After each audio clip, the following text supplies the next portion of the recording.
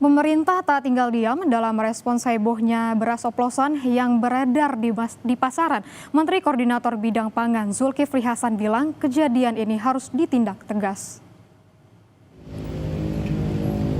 Hal itu disampaikan Zulkifli Hasan usai peluncuran beras SPHS di kantor pos Fatmawati, Jakarta Selatan, Jumat pagi. Zulhas menilai menjual beras dicampur dengan kualitas rendah dan dijual premium telah membohongi masyarakat. Zulhas akan menindak tegas kasus ini dan meminta Satgas Pangan berjalan terus untuk mengusut masalah ini. Soal oplos-oplos tentu harus ditindak tegas, ya. Tetapi juga kita akan coba menyelesaikan secara permanen. Kita membangun infrastruktur yang permanen, koperasi desa. Sehingga nanti kalau ada bantuan, ada SPHP, bisa masuk selain ke pos, bisa masuk ke Kopdes. Nanti Kopdes itu kan ada di tiap desa. Nah, kalau sekarang ada harga berasnya murah, subsidi, masuk pasar, yang nggak subsidi dicampur kan jadi lebih murah gitu. Kenapa? Karena kita tidak punya infrastruktur, ya. Jadi untuk mengatasi itu permanen. Sementara ya harus ditindak tegas. Di tengah maraknya kasus beras oplosan di Pasar Kebayoran Lama tak ditemukan pedagang yang menjual beras oplosan. Namun harga beras masih stabil di angka Rp15.000 hingga Rp16.000 per kilogramnya untuk beras premium. Sedangkan harga beras medium di atas Rp13.000 per kilogram.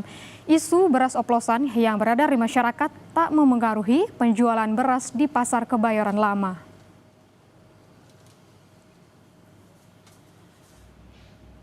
Penyelidikan soal kasus beras yang dioplos hingga takaran tak sesuai kemasan yang beredar di pasaran masih berlangsung.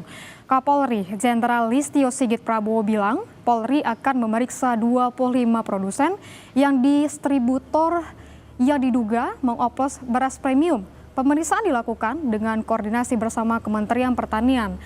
Pendalaman dugaan kasus beras oplosan juga akan diuji di laboratorium terhadap sejumlah sampel beras yang telah dirilis Kementerian.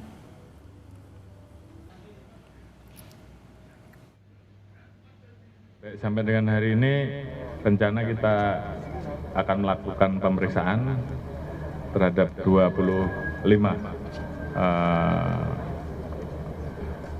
distributor ataupun produsen kategori sementara mengoplos. Kemudian juga ada yang beratnya